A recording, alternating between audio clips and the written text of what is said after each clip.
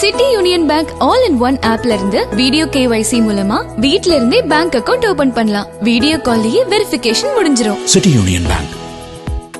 கலைஞர் சிலை திறக்கிறாங்க. 10வது நலத்திட்ட உதவிகளும் முடிஞ்ச பணிகளை துவக்கி வைத்து புதிய பணிகளுக்கு அடிக்கல் நாட்டுறாங்க. இன்னைக்கு நோக்கம் புதிய உறுப்பினர்கள் சேர்ப்பதற்கு ஒன்றிய நகர செயலாளர் அழைத்து வைத்து புதிய முறைப்படி உறுப்பினர் சேர்ப்பதற்காக நாளை காலை முதலமைச்சர் தொடங்க இருக்கிறார். அதற்காக அவர்களிடம் சொல்லி எப்படி உறுப்பினர் சேர்ப்பது என்பதை அவர்கள் கற்றுத்தந்து ராஜா அவர்கள் அதை பற்றி அவர் தான் ஐடி பார்க்கிறார். எனவே அதை சொல்லியிருக்கிறார்கள். எனவே நாளை மறுநாள் 3ஆம் தேதியிலிருந்து உறுப்பினர் சேர்ப்போம். திமுக கூட்டணியில் இருக்கக்கூடிய CPM உள்ளிட்ட கட்சிகள் வந்து பாத்தீங்கன்னா விடுதலை சிறுத்தைகள் CPM உள்ள கட்சிகளுக்கு கடுமையான விமர்சனத்தை தொடர்ந்து வச்சுட்டு வந்துருக்காங்க. கூட்டணியில் இணக்கமா இருக்காங்க. எப்படி இருக்காங்க? அப்படிலாம் இல்லையா, நல்லதான் இருக்கா.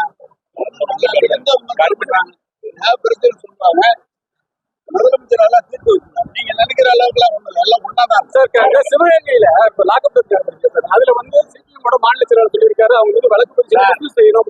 அதுல குறிப்பா 4 வருடத்துல 28 லாக்அப் நடந்திருக்கு. அப்படி பாமகவோட தலைவர் சொல்லியிருக்காரு.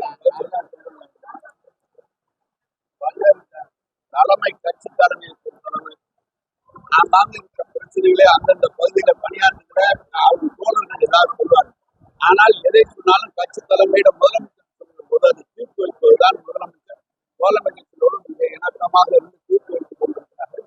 எனவே அவர் அப்படி பேசியிருக்கிறார். அதனால அது ஊர்ல என்ன பிரச்சனை தெரியாது. அதனால அவங்க பார்த்துக்குவாங்க. இல்ல லாக்அப் என்ன நடவடிக்கை அது அவங்க இல்ல அவங்க இல்ல